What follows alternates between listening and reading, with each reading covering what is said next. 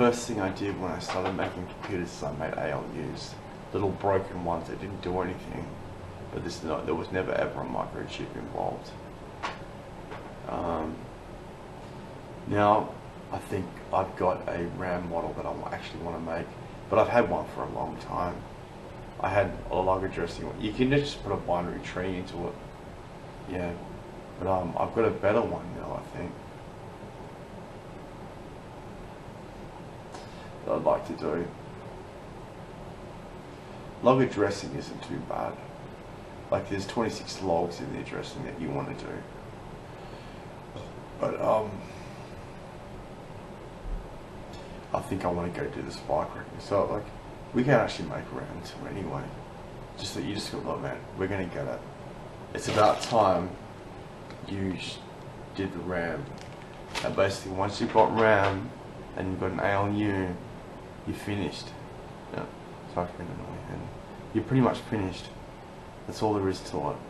So like, ALUs are kind of easy to work out because they're just gates.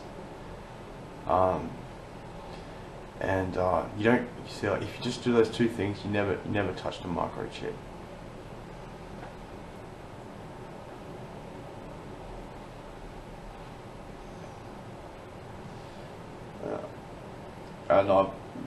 Yeah, we're gonna get it soon. So you should be proud of yourself.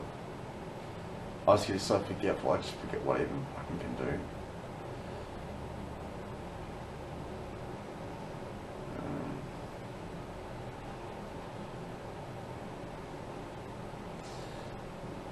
Until we get it soon. Guts, boy. So why do we need RAM? I didn't know at first, but I think I know now. If your computer was nothing but repeated ALUs and the registers that go into the inputs, and you do a whole lot parallel, you've got a frame rate that's so bloody high it's useless for 99% of things to do.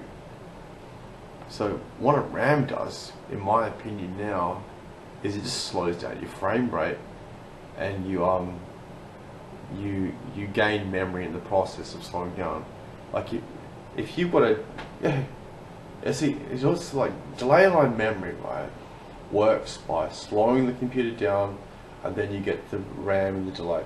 So you slow your computer down to the delay, and then you run your delay through.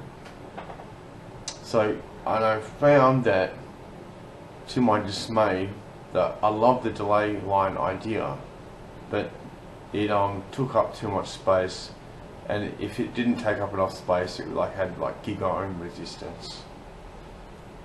So it ended up being, at equal microscopy, the just plotting the bits is easier and it's less microscopic.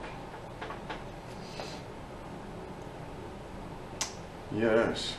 So if your computer needed to go a gigahertz, you have more ALUs, you have more cores, you have more logic. But if you have a target budget for your frame rate, which could be a megahertz, can be well above 60 hertz if you need it. But if you only need a megahertz and you've got a gigahertz oscillator, you can put a delay line memory in and get 1000 bits in delay. But it ends up being practically that you can just put the 1000 bits in, and it took up less space than the delay did.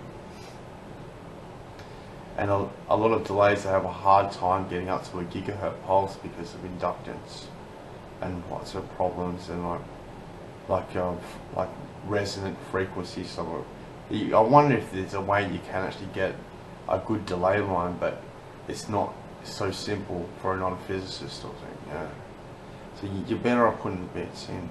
It's nowhere near as big, and you only put as many ALUs in as you need FPS. I'll have to see if this changes.